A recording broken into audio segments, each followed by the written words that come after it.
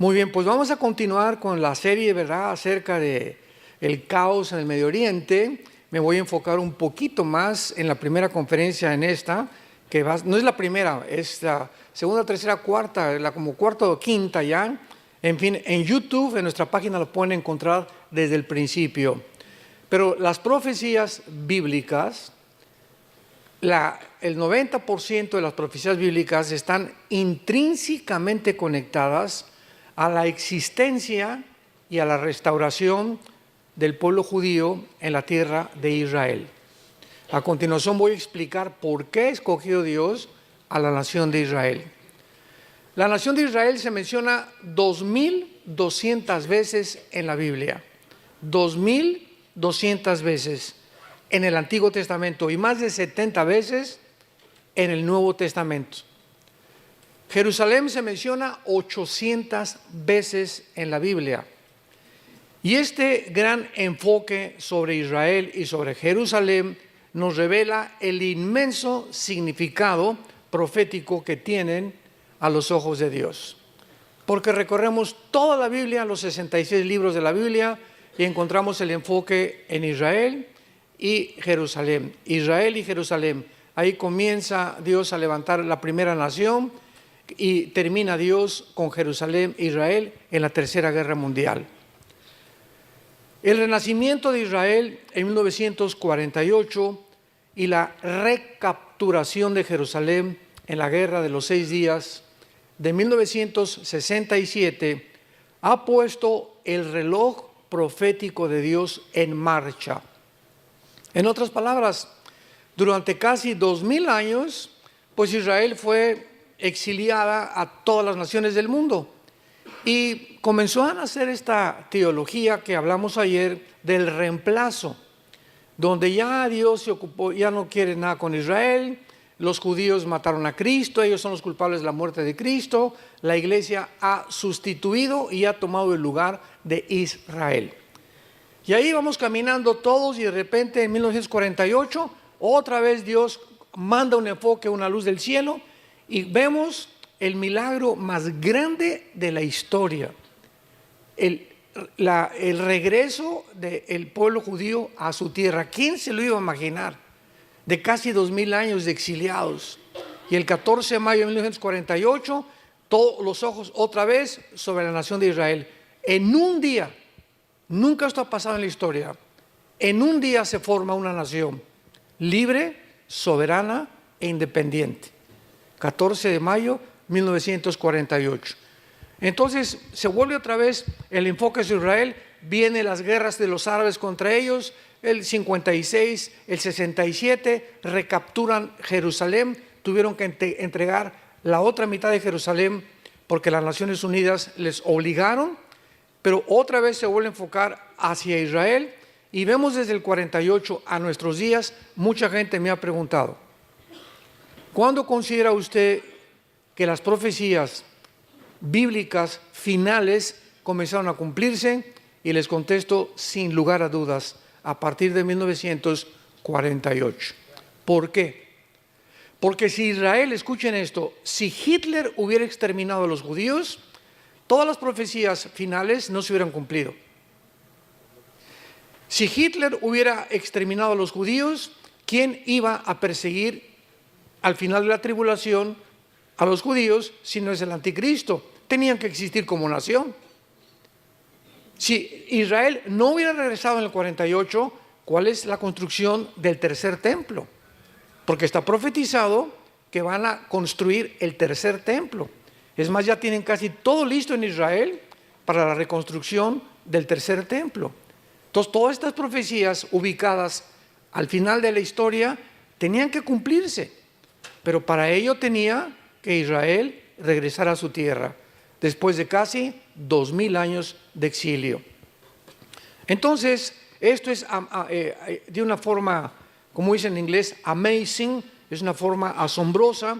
Veamos en Isaías 44, esta profecía de hace 2700 años, donde Dios lanza un desafío, Dios lanza un reto para todas las gentes que dudan de que realmente la Biblia sea la palabra de Dios y no el libro del Mormón, ni tampoco el Corán, ni el Mahajanivana Sutta, ni los Vedas, ni el Tripitaka de Buda.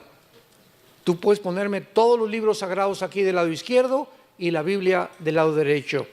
Ningún libro que se considera sagrado contiene las profecías, la cronología de la historia, las evidencias físicas, genéticas, paleontológicas, antropológicas, microbiológicas, químicas, matemáticas, etcétera, etcétera, que contiene la Biblia. Ninguno. Es un libro asombroso. Y cuando hay críticas sobre la Biblia, simplemente es por desinformación o ignorancia. Veamos lo que dice Dios, Isaías 44, versículo 7. Comienza preguntando el Espíritu de Dios: ¿y quién proclamará lo venidero? Lo declarará y lo pondrá en orden delante de mí, como hago yo desde que establecí ¿a quién?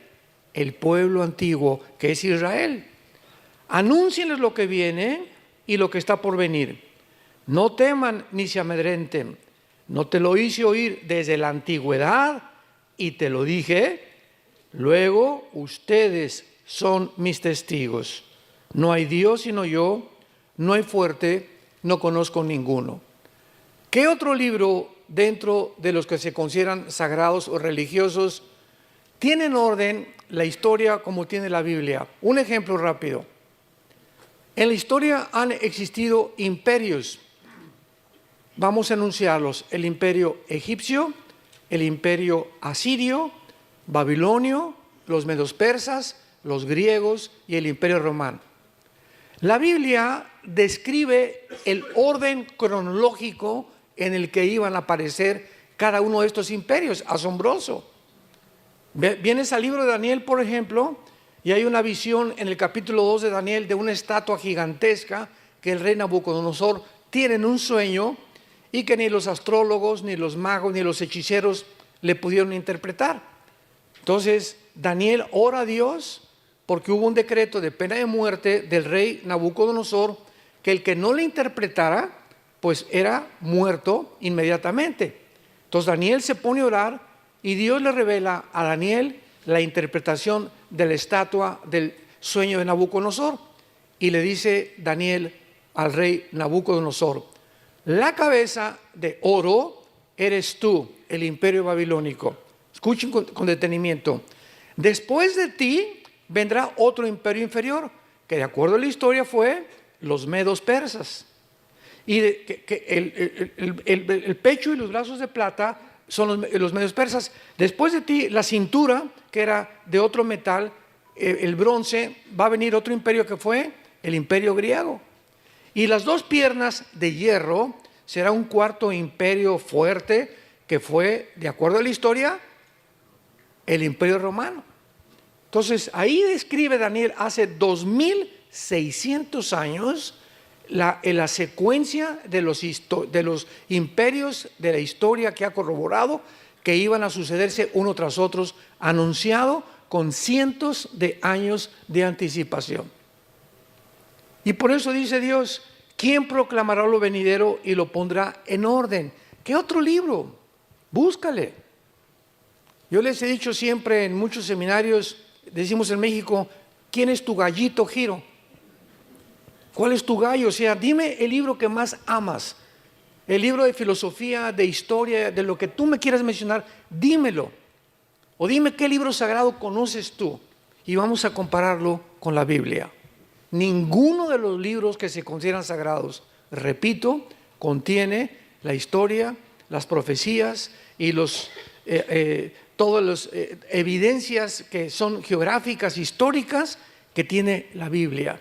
Y además la Biblia es la razón por la cual es el libro más atacado y más controvertido que existe en el mundo. Y cuando los grupos de rock pesado, ¿verdad?, como Madonna, quieren atacar un libro, o como los He-Men, o como Iron Maiden, o como los Rolling Stones, ¿por qué nunca atacan el Corán? ¿Por qué nunca atacan el Tripitaka de Buda? ¿Por qué no atacan ningún libro? ¿Por qué es la Biblia el libro de más odio del mundo? ¿Por qué? ¿Por qué le arrancan las hojas y le comienzan a escupir sangre sobre la Biblia? ¿Por qué Jesucristo es el personaje y no Mahoma, y no Mahatma Gandhi, y no Buda, que acabó en McDonald's?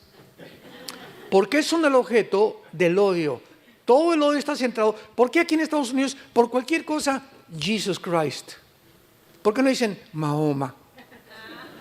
Siempre es Jesucristo en la boca de todo el mundo, ¿verdad? ¿Y por qué siempre hablan de Dios o el Dios de la Biblia? Precisamente porque no es coincidencia, son el objeto del odio y del ataque de Satanás. Y ya lo entendemos que no es coincidencia lo que está pasando. Ahora dice aquí en el capítulo 46 de Isaías, denle la vuelta nada más, versículo 9. Isaías 46. Acuérdense, dice Dios, acuérdense de las cosas pasadas desde los tiempos antiguos, porque yo soy Dios y no hay otro Dios y nada hay semejante a mí, que anuncio lo por venir desde el principio y desde la antigüedad, lo que aún no era hecho, y que digo, mi consejo permanecerá, y haré todo lo que quiero. Que llamo desde el oriente a la ve, y de tierra lejana al varón de mi consejo. Yo hablé y lo haré venir, lo he pensado y también lo haré. Dice Dios, ¿hay algún libro que te diga o que te explique las tres preguntas más importantes de la filosofía y de la existencia del ser humano? Como número uno, ¿quién hizo el universo? ¿Cómo se originó el universo? Número dos, ¿quién soy? ¿Quiénes somos realmente? ¿Me podrá decir el psiquiatra, el psicólogo, el sociólogo, el antropólogo? ¿Quién soy? ¿De qué estoy formado? ¿Podrán conocer estos seres humanos igual que tú y que yo de qué estamos formados interiormente? ¿Podrán demostrar que hay algo que trasciende nuestra humanidad y nuestra vida física y terrenal? Y número tres, ¿hacia dónde se dirige la humanidad? ¿En qué va a terminar la humanidad? Número uno, nadie podrá jamás decir cómo comenzó el universo. ¿Por qué? Porque para que sea científico, tiene que ser repetitivo. Entonces, como nadie estuvo cuando fue creado el universo, simplemente hay teorías, hipótesis, especulaciones. Y se han inventado como la teoría del Big Bang. Pues comenzó con una explosión del universo. Señor ateo, come here, please. Acércate. ¿Y quién produjo la explosión? Porque la nada no produce nada. Y si seguimos una línea de lógica elemental, después de que dice usted que hubo una explosión, ¿podrá la materia producir el pensamiento? ¿Podrá la materia producir la conciencia? La nada no produce nada. Y venimos a la Biblia y así comienza la Biblia. Bereshit Elohim ha-samayim ha-eretz. En el principio Dios hizo los cielos y la tierra en el hebreo. Son 7 palabras del versículo 1 del Génesis y el versículo del medio es el menorá. Increíble. Esto ni los rabinos que hicieron esto se pusieron de acuerdo para haber podido coordinar y entender que había una secuencia impresionante en las mismas letras hebreas describiendo a Yeshua o a Jesús escondido, o las verdades que hasta el Nuevo Testamento fueron reveladas cuando los rabinos no creen en el Nuevo Testamento. Impresionante. Entonces la Biblia nos muestra que fue hecho el universo de la nada. Hebreos 11, 1 y 2. De lo que no existe, Dios hizo lo que existe. Se llama ex nihilo. O sea, fue hecho de la nada. Dios hizo de la nada que aparezca la tierra, que aparezca la luz, etcétera, etcétera. Y esta es la razón por la cual ahora la ciencia comprueba que el universo tuvo un principio. Porque en tiempos de Galileo y en tiempos de todos los grandes astrónomos del pasado, la Iglesia Católica los frenó para que no siguieran investigando y demostraron, ¿verdad?, que la tierra, decía, no es que siempre ha sido la tierra eterna. Y la Biblia dice que hubo un principio. ¿Cuándo comprobaron que la tierra tuvo un principio? Cuando descubrieron las leyes de la termodinámica. Las leyes de la termodinámica, damas y caballeros, santos de Dios, son las dos leyes físicas que rigen todas las demás leyes del universo. La primera ley explica claramente que nada se crea ni se destruye. Y la segunda ley de la termodinámica establece físicamente que todo tiene un proceso de descomposición, de deterioro, que todo se echa a perder. Esto se tiene que echar a perder, mi coche se tiene que echar a perder, yo estoy muriendo celularmente, todo absolutamente. El sol pierde millones de toneladas de masa por minuto. El universo está bajo una ley que antes de que se descubriera las leyes de la termodinámica, la Biblia le llama la ley de la corrupción. Todo tiende a echarse a perder, todo tiende a corromperse, tal como la Biblia lo estableció miles de años antes que ni siquiera se descubriera la física. Así que esto es increíble. Cuando tenemos toda esta información, nos damos cuenta que la Biblia sobrepasa la comprensión de la misma ciencia, porque antes que la ciencia descubra algo, la Biblia se anticipó. Y luego, ¿quiénes somos nosotros? Bueno, pues hasta el siglo pasado aparece un doctor llamado Sigmund Freud, padrino de muchos de ustedes. Y Freud comienza, él rechazó, no, la Biblia no la quiero estudiar, su mamá se la quería enseñar, me voy a poder estudiar y voy a hipnotizar a mis pacientes, dijo Freud, para descubrir a través del hipnotismo en pacientes de neurastenia, que a través del inconsciente, del consciente los voy a llevar al inconsciente para que descubra lo que hay en el subconsciente y tratar en su conducta subconsciente que está en el cerebro, tratar de corregir la esquizofrenia, la paranoia, la psicosis, la psicopatía, la patología, etcétera, etcétera. Entonces Freud creyó que nosotros teníamos un problema en la psique, de ahí viene la palabra mente. Y se equivocó rotundamente, porque la Biblia nos dice que hay otro elemento más profundo que la mente, que es el origen de los problemas mentales, y es el espíritu. Entonces, ¿quién nos puede decir que existe el espíritu? No se puede meter un aparato de rayos X y detectar, somos espirituales. No, la Biblia nos lo revela, somos un espíritu. Tenemos un alma, que es la psique, donde están las emociones, los sentimientos, la voluntad y el intelecto, y vivimos dentro de un envase, una cáscara, una botella que se llama el cuerpo humano. El cuerpo humano se va deshaciendo cada día más y más y más, pero el alma y el espíritu son eternos, tanto para los que van a ser condenados eternamente como para los que tienen la salvación eterna también. Entonces Freud se equivocó. Y así viene, ¿verdad? No, el problema, Carlos Marx, 50 años antes de Freud, el problema es la lucha de clases. Y si el proletariado derriba a la burguesía, si los pobres derriban a los ricos, se acabó el problema. El problema está en los ricos que explotan, los reyes, etcétera, etcétera. Vamos a derrumbarles y vamos a quitarles todo y que los pobres tomen el poder. Y así nació la ideología del comunismo. Y cuando pusieron en práctica esto, ahí tienes a Cuba. La revolución por acá y por allá. Ahí tienes a Rusia, ahí tienes a Mao en China. Ahí tenemos tantos ejemplos actualmente, ¿verdad? Venezuela, etcétera, etcétera. Lo que están haciendo ahorita en Colombia es inconcebible. Pero ahí está la ideología. Se demostró en el 91 que cayó el comunismo. Se demostró que no funciona. Y así el ser humano ha sido una búsqueda continua en ideologías, en procesos, en proyectos, en descubrimientos, para tratar de descubrir dónde somos, quiénes somos, cuál es el problema del ser humano, cómo se puede arreglar la sociedad, y siempre hemos hecho el ridículo porque no somos dioses. No somos dioses. Ahí está la soberbia del ser humano, la que nos ha llevado al estado en el cual nos encontramos actualmente.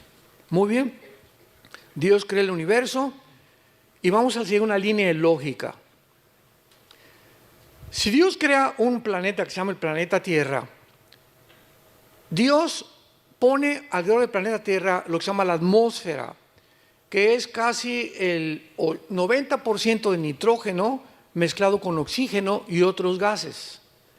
Entonces, ahorita yo camino por todos lados, voy a China, voy a Alaska, donde quiera, y hago esto. ¿Qué es lo que estoy respirando? Estoy respirando un gas, estoy respirando algo que exactamente es lo que necesitan mis pulmones para poder vivir. El oxígeno es lo que le da la vida a mi cerebro y a mis neuronas. Me voy a la luna, me muero. Me voy a Marte, me muero. Y están pensando en tener luna de miel en la luna. O como dijo Elon Musk, ¿verdad? Vamos a salir en un cohete, nos vamos a Marte y vamos a trasladar de la Tierra a Marte. Preparémonos porque en 10 años vamos a irnos a Marte a vivir. Son marihuanadas. ¿Cómo se atreven estas personas que supuestamente en el siglo XXI son calificadas como personas inteligentes, Elon Musk y Noah Harari y Khrushchev y todos estos que están dentro de este ambiente de la tecnología? ¿Cómo se atreven a decir eso? Por más que, ¿cómo vamos a ver el oxígeno a Marte? ¿Cómo le voy a dar un beso a mi esposa? ¿Con una escafandra? Mejor me voy a Cancún, de luna de miel. Bueno, son tantas tonterías, pero siempre aspirando, ¿verdad? Y la Biblia declara claramente que Dios formó este planeta a comparación de todo el universo que existe, con las condiciones, los árboles. La manzana contiene características nutriológicas, vitamínicas que mi cuerpo necesita. El plátano, el potasio que mi cerebro necesita. Las uvas tienen el resveratrol que mi cuerpo y mi sangre necesita. Las mandarinas, los limones, las vitaminas que necesito, vitamina C. Todo a nuestro alrededor está relacionado con nuestra sobrevivencia. Damas y caballeros, señores ateos, ¿coincidencia? ¿Coincidencia? ¿Cómo es posible que nos atrevamos a creer que aparecimos por coincidencia? El mar, el agua que tenemos, las montañas, las puestas de sol, nos ha puesto Dios en un huerto, en un paraíso maravilloso. Y este paraíso lo hemos convertido en un basurero. Ya contaminamos el agua del mar, ya contaminamos la comida, ya contaminamos el aire, ya contaminamos el agua, hemos contaminado todo a nuestro alrededor, demostrando que el diagnóstico que Dios tiene en la Biblia es verdadero. El ser humano es autodestructivo. ¿Por qué fuma, don Pancho? Porque me gusta, pastor. Oye, ¿qué dice en la cajetilla? Este producto es nocivo para la salud. ¿Qué no le ha ido? Chichepo. ¿Y entonces por qué sigue fumando? Porque me gusta. O sea, su razón no funciona. Mi razón me dice, me estoy envenenando, pero mis gustos y mis pasiones dominan mi manera de pensar, demostrando que somos autodestructivos. ¿Por qué se emborracha, don Pancho? ¿No sabe que el alcohol le da cirrosis, el hígado, el estómago, los pulmones, la garganta, el esófago, la tráquea, la lengua, los ojos van a parecer calavera en 5 años cuando los tenga usted de tanto tequila que toma? Sí, lo sé. ¿Y por qué se sigue emborrachando? Si sabe que está echando a perder su vida, echando a perder su matrimonio, sus hijos y su trabajo, ¿por qué lo hace? Porque me gusta. O sea, esto nos demuestra que el ser humano no es gobernado por la razón, sino por sus pasiones. Tal como lo dice Romanos 7, el mal que no quiero, eso hago. El bien que quiero hacer, no lo hago. Porque cuando quiero hacer lo bueno, cuando quiero dejar el cigarro, cuando quiero dejar el alcohol, cuando quiero dejar la pornografía, encuentro que hay un poder dentro de mí, sígame con cuidado, un poder dentro de mí maligno, que me lleva a hacer lo que yo no quiero. Yo no quiero fumar, pero me gusta. Yo no quiero la pornografía, pero me siento atado como un esclavo. Yo no me quiero emborrachar, pero me siento... Y entonces se inventan centros de rehabilitación, alcohólicos anónimos, etcétera, etcétera, para tratar de ayudar a la gente a salir de sus prisiones en las que nos encontramos. Y no hay ningún antídoto. Un psicólogo, un psiquiatra, ningún hospital psiquiátrico puede sanar a nadie. la Biblia dice que hay solamente un antídoto, se llama la sangre de Jesucristo.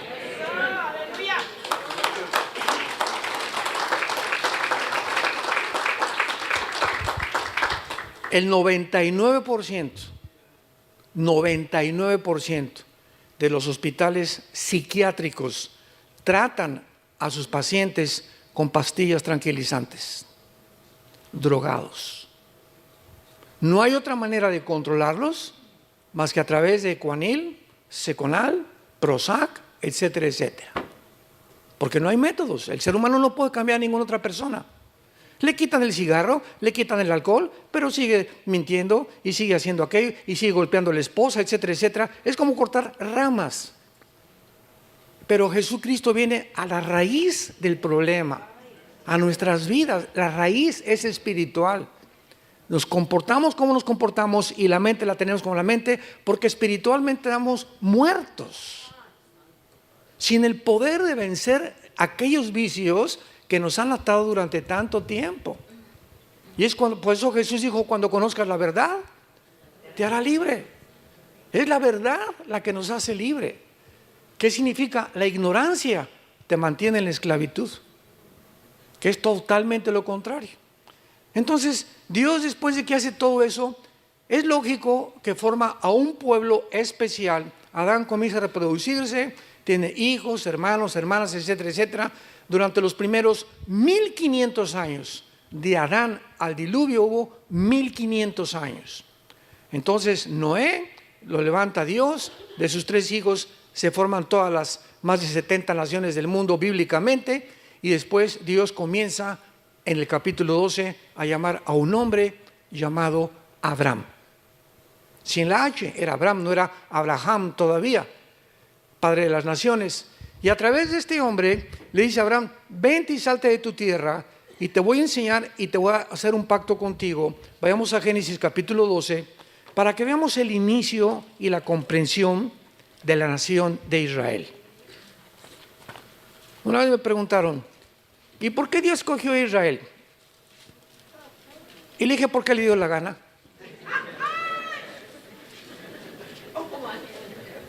¿Y por qué no España? Si hubieran sido España, ¿y por qué no los franceses?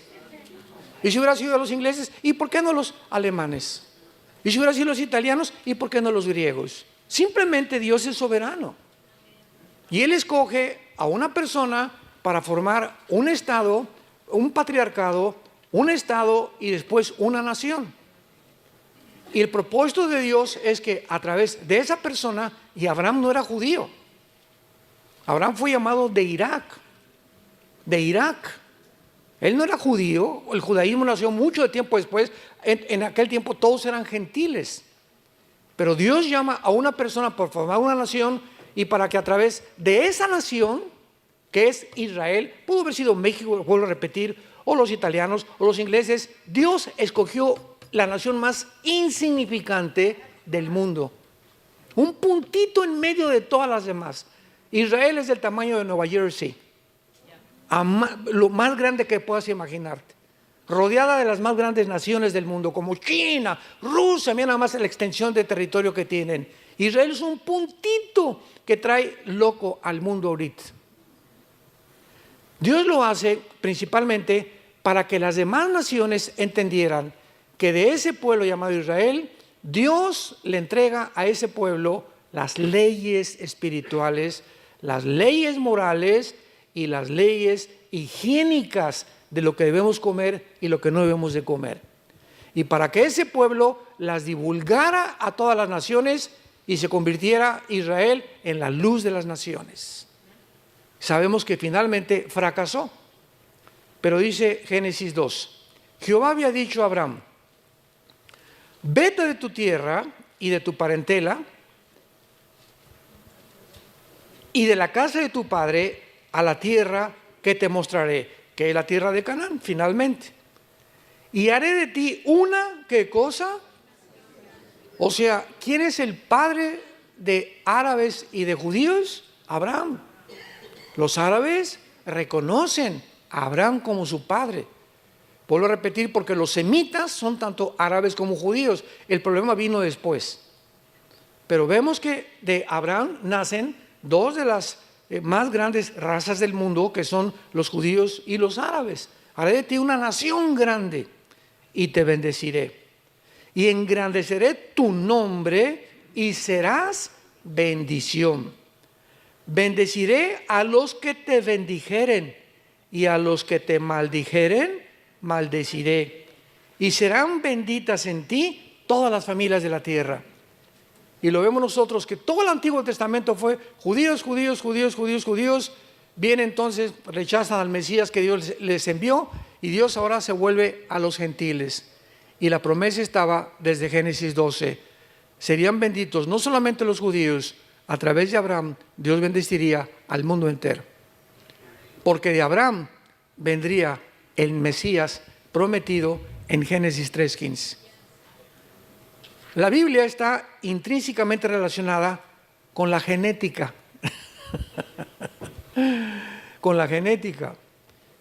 Porque cuando nace Jesucristo, se le aparece el ángel Gabriel a María y le dice: María, no te asustes, te va a comenzar a crecer la pancita. Y le contesta María, ¿verdad? Imagino que le habría dicho: pero no hemos ido ni a Cancún de luna de miel. Estaban desposados, estaban comprometidos nada más. No podían tocar a su novia, hasta era mortal, era muerta a pedradas el adulterio o la fornicación antes de casarse.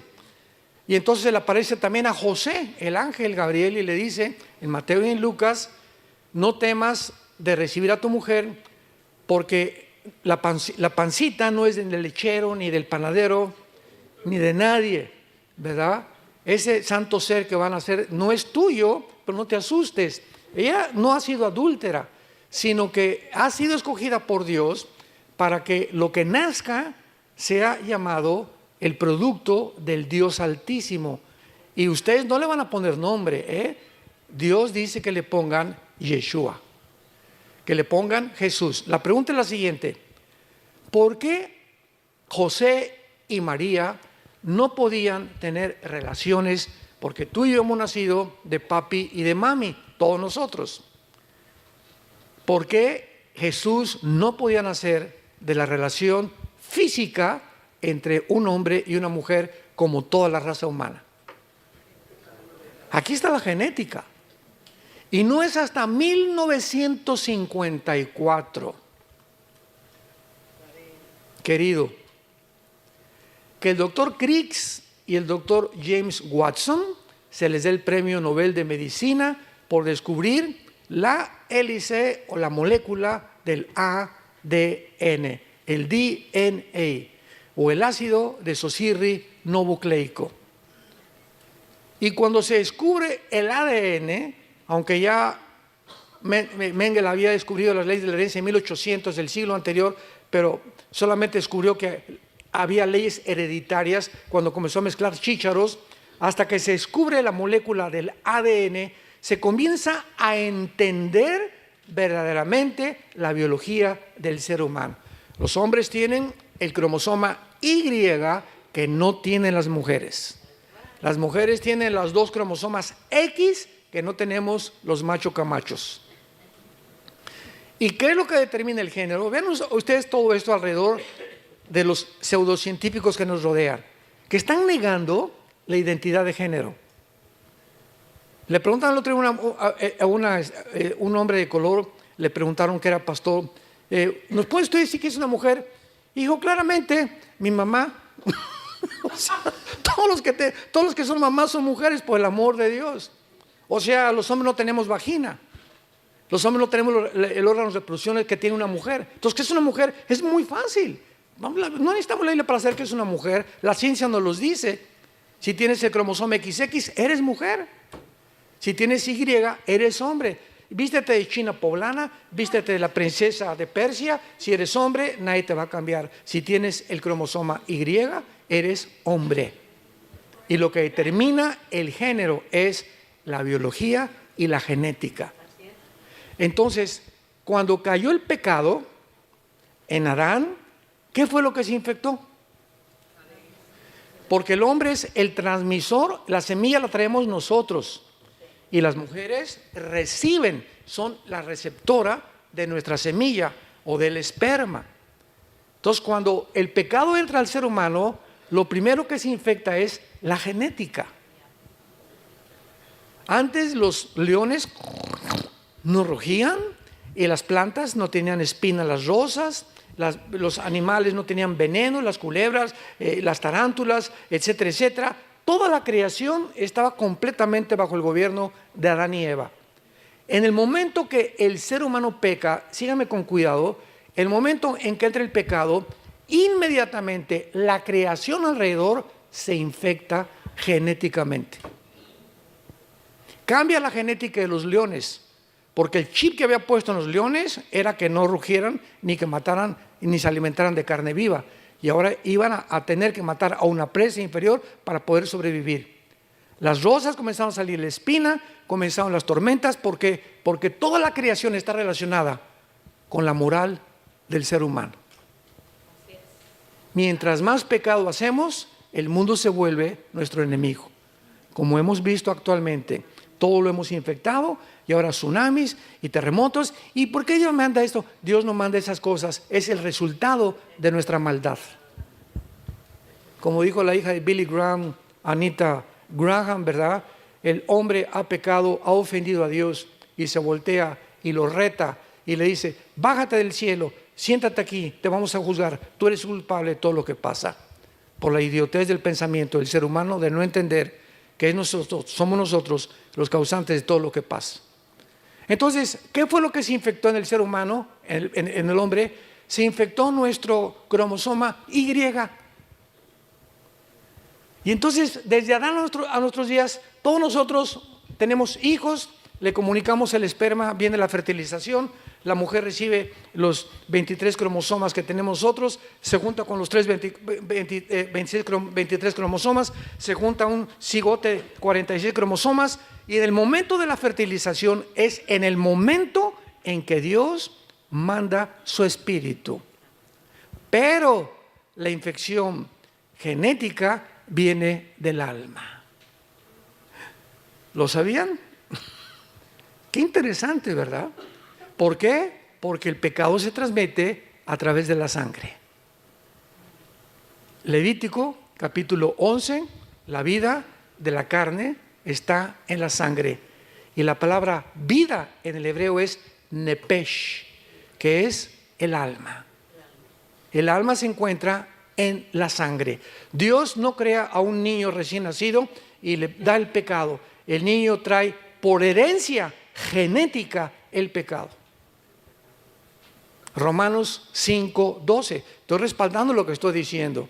Dice Romanos 5:12 Pablo: así como el pecado entró al mundo por un hombre, escuchen, hace 2000 años que escribió Romanos. Así como el pecado pasó, ahí está hablando de una transmisión. El pecado pasó a todos los hombres y por eso tenemos que morir. Entonces, ¿cómo pasó? No se puede descubrir ese paso, esa transmisión, hasta que se descubrió la genética. 1954. El pecado se transmite genéticamente. Y hace poco, la semana pasada, mi esposa le enseñé un video que me mandaron, donde se acaba de descubrir, con tanta tecnología que hay ahorita, que en el momento de la fertilización, el óvulo, así lo filmaron con unas cámaras especiales, comienza por primera vez, esto es único en la ciencia moderna, comienza el óvulo a emitir una luz que nunca habían visto y comienza a ser así, mandando luz. Ahí traigo en mi DS, se los mando si quieren. Comienza el óvulo a hacer así, a mandar luz. Y la ciencia ahí se quedó, ¿no? Y le dije a mi esposa: mira lo que dice el Salmo 139, mi embrión vieron tus ojos. Aleluya. Porque ahorita los médicos, ¿cuándo comienza la vida? Al mes, a los 2 meses, a los 4 meses. ¿Sabes qué? Nadie puede saber cuándo comienza la vida más que Dios. Y bíblicamente, en el momento de la fertilización, somos seres humanos. En el momento de la fertilización, ahí se encuentra todo todos los componentes genéticos y todo el ADN que va a decir, tus orejas van a ser de papalote y vas a tener la boca trompudo y vas a tener el pelo así, de esta estatura, tu color de piel, todo está potencialmente, genéticamente, ya tú vas a hacer hígado, tú vas a hacer corazón, tú vas a hacer páncreas, tú vas a hacer riñones, todo está programado desde que los 23 cromosomas de mi papá y los de mi mamá se juntaron y formaron. Y el momento de la fertilización, Dios hace esto. Y comienza a brillar, porque el espíritu viene de Dios. Cuando mi perro se juntó con mi perra, no hizo Dios así. Cuando el gato se juntó con la gata, Dios no hizo. Ni cuando el caballo se juntó con mi yegua, tampoco hizo Dios. Porque nadie fue creado a imagen y semejanza de Dios más que nosotros. Es la gran diferencia entre nosotros y los animales. Entonces, José traía el cromosoma Y infectado. Entonces, si hubiera tenido relaciones con María, Jesús hubiera nacido en pecado. Y el Mesías no podía nacer en pecado. Porque en la cruz tenía que morir uno que era Dios y tenía que ser hombre. Número uno, tenía que ser Dios porque si Jesús no hubiera sido Dios, Dios es el único que perdona pecados. En la cruz no podía morir un ángel, ni el Papa Juan Pablo II, ni tu padrino Francisco, ni la Virgen del Socorro, ni Abraham, ni Isaac, ni Jacob, ni un ángel, ni un querubín. Nadie podía estar en la cruz pagando por nuestra maldad más que Dios mismo. Y al mismo tiempo que tenía que ser hombre, porque para que pudiera identificarse con nosotros, tenía que haber nacido de una mujer. Entonces Jesús era 100% Dios y 100% humano. Tenía las dos naturalezas. Tú eres 100% humano y eres 100% criatura creada a la imagen de Dios. El anticristo va a ser 100% humano y 100% satánico, porque lo va a poseer un principado satánico, al anticristo. Entonces tenemos que entender la naturaleza espiritual para comprender no solamente la Biblia, sino también el mundo que nos rodea. Jesús tenía que nacer virginalmente. Como fue profetizado, nacerá la virgen y tendrá un hijo. Y venía el problema, ¿cómo puede una virgen, si es virgen, tener un hijo? Y todo el mundo estaba loco, ¿verdad? Y se equivocó Isaías. Isaías 7 dice que una virgen. Y hasta que nace Jesucristo y se descubre todo esto, la Biblia tenía la razón. Se adelantó miles de años la Biblia a la genética del siglo pasado. Como se ha adelantado, porque Dios ha puesto en orden la historia desde la antigüedad hasta que Jesucristo regrese. Entonces Dios forma ya con Abraham, en penúltimo lugar, una nación, y a esa nación le dice Dios a Moisés: vente al monte y te voy a dar las leyes morales de toda la humanidad. Y ustedes se van a encargar de repartir estas leyes a todo el mundo, a todas las naciones. Adorarás a Dios con todo tu corazón, los 10 mandamientos, etcétera, etcétera, son las leyes morales de Dios. Si Dios, es lógico, Él tiene que legislar la moral. Porque el hombre no es capaz de distinguir qué es bueno y qué es malo. Veamos ahorita el siglo XXI. No, tú realmente no eres hombre, eres mujer. No eres mujer, eres hombre. No, realmente los culpables no son los de Hamas, son los judíos. No, no es cierto, son los palestinos. No, no es cierto, son los chinos. No es cierto, es mi suegra la culpable. No es cierto, tú eres el que me ha llevado a emborracharme, vieja. Si tuviera otra esposa, ¿verdad? Y otra vieja mejor que tú, no sería el borracho que soy. Siempre estamos buscando huir de nuestra responsabilidad. Cuando un ser humano alcanza y llega a la responsabilidad, comienzas a madurar. La razón por la cual las cárceles están llenas de delincuentes es porque todos dicen: el mundo está contra mí. Esta es la característica de la delincuencia juvenil. Todos se sienten víctimas de la sociedad. Soy así porque mi papá era marihuano. Soy así porque mi mamá era prostituta. Soy así porque me violaron a los 8 años. Soy así. ¿Sabes una cosa? Tú no puedes seguir viviendo de esta manera. Si tú mantienes ese rencor y esa amargura en tu alma, creyendo que hay una fuente fuera de ti que ha hecho lo que tú eres, te olvidas que la gracia de Dios es más grande. Y que para eso vino Jesucristo. Vengan a mí los que están cargados de culpa, de vergüenza, con conciencias que te atormentan, y aquí y allá, y yo te haré descansar. Es el mensaje que Dios te dice: ven a mí. A eso vine al mundo, a poder limpiar tu conciencia de todo lo que en tu pasado el mundo tal vez lo hicieron, pero yo puedo quitarte esto y hacerte una nueva criatura. Porque el que está en Cristo, nueva criatura es. Entonces Dios le da las leyes morales, los 10 mandamientos, las leyes higiénicas. Levítico capítulo 11, no coman cuche, o puerco, o cerdo, no sé cómo le llaman aquí. No coman, y pasan los años y se descubre que la carne de puerco tiene colesterol. Nadie sabía qué era el colesterol. Y comienzan a descubrir: no comas azúcar, las conchas de la tía rosa y los guris, etcétera, etcétera, porque el azúcar es el veneno más grande que hace que el cáncer sobreviva. El azúcar te echa a perder la sangre. Una Coca-Cola tiene 250 gramos de azúcar. Tú te tomas una Coca-Cola hoy, una Coca-Colita. Un mes tiene que pasar, todo ese azúcar se va a tus riñones. Y como se va a tus riñones, y el riñón está diseñado por Dios, los 2 riñones, para que asimilen las cosas que Dios nos dio, el agua, agua de limón, agua de Jamaica, etcétera, etcétera, jugos. Entonces los riñones se intoxican, porque no pueden trabajar con ese azúcar en tus riñones. Y entonces te comienzas a sentir cansado. Ay, hermano, leo la Biblia y me duermo.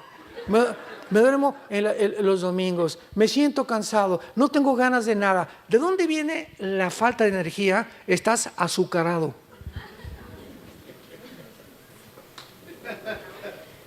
Dios nos dio las leyes: no coman ustedes conejos tampoco, no coman la langosta, es el plato más caro y el que más colesterol tiene. Qué inteligente es el diablo, ¿verdad?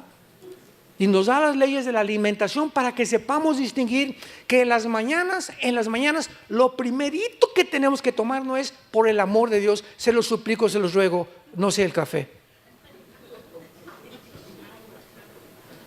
Imagínate, es una como hoy express tu estómago, le pones ácido y peor que no tenga crema. Todavía capuchino. Y todo, lo primerito que llega es café y comienza toda tu flora intestinal a asimilar todas estas cosas, todo el ácido, comienza a producirte problemas de gastritis, etcétera, etcétera.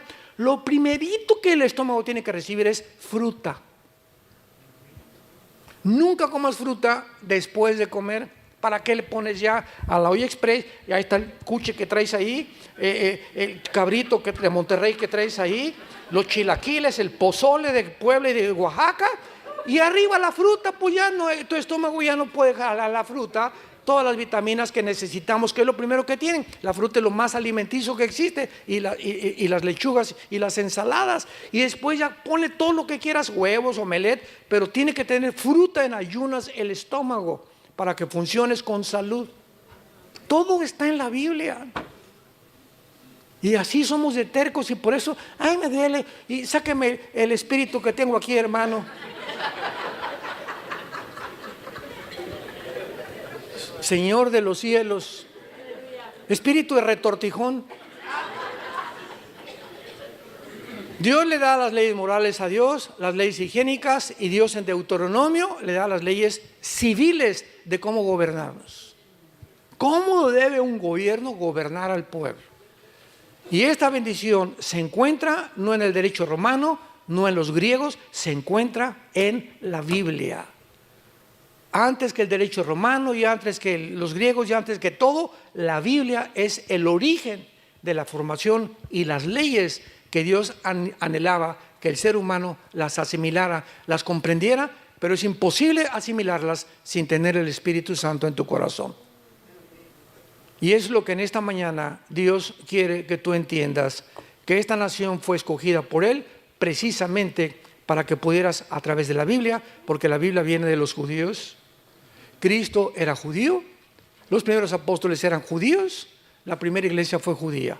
Y te bendeciré a los que te bendijeren. Y a través de la historia, todas las naciones que han maldecido y las personas a Israel han recibido la maldición. Ahí está el peligro del antisemitismo. No seas tú una persona que se encuentre maldiciendo al pueblo escogido de Dios. Oremos por Israel, oremos por los palestinos, oremos por los árabes, oremos por los mexicanos, oremos por esta nación, porque somos un pueblo que tenemos que interceder por todas las naciones del mundo. Pero nunca maldigamos ni a Israel ni a los mexicanos. Nunca salga de tu palabra y de tu boca ninguna maldición hacia ninguna persona.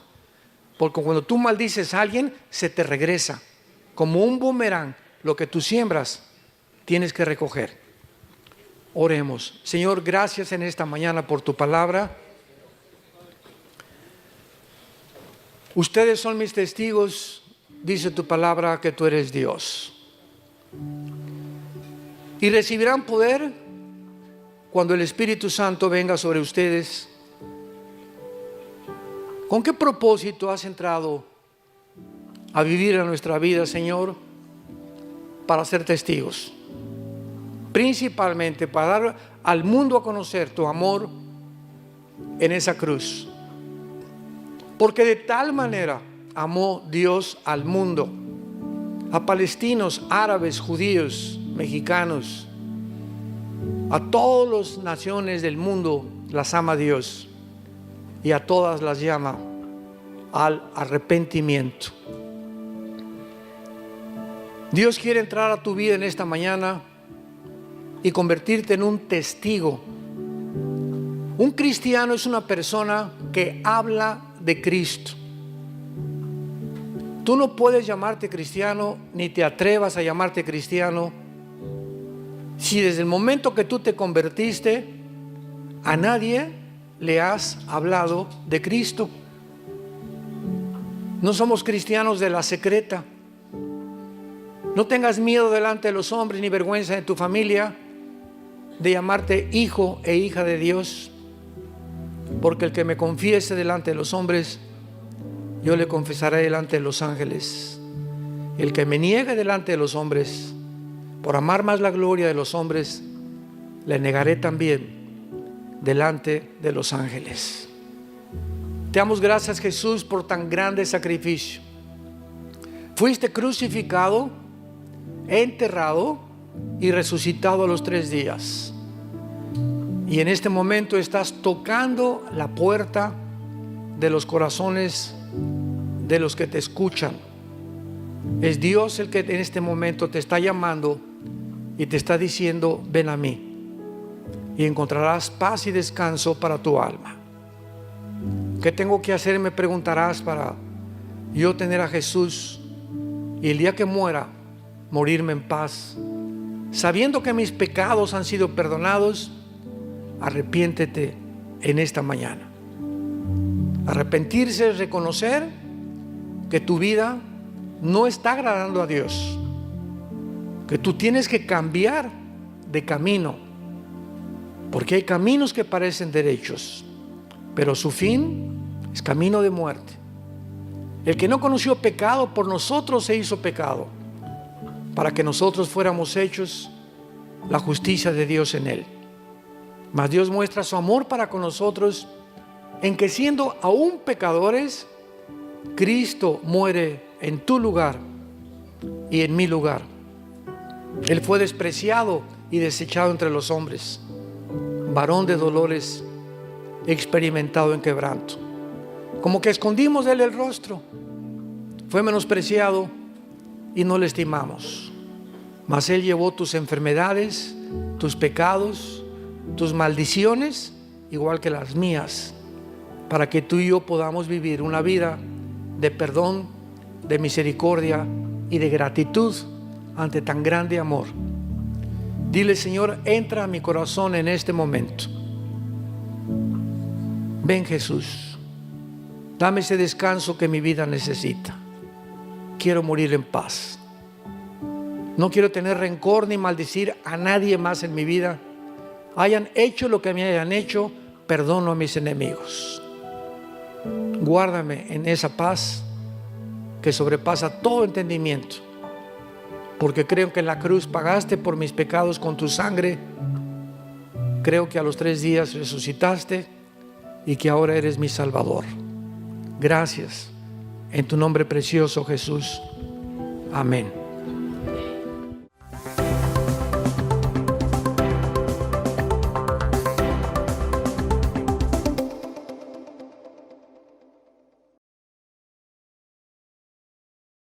¿Qué tal? Me da muchísimo gusto saludarles y quisiera simplemente comunicarles que gracias a todos ustedes a través de todas las naciones en el mundo que aman la palabra de Dios y que realmente están interesados en que nosotros como organización Vida Nueva para el Mundo continúe predicando el Evangelio de la gracia de Jesucristo, podamos nosotros continuar haciéndolo gracias a sus donaciones.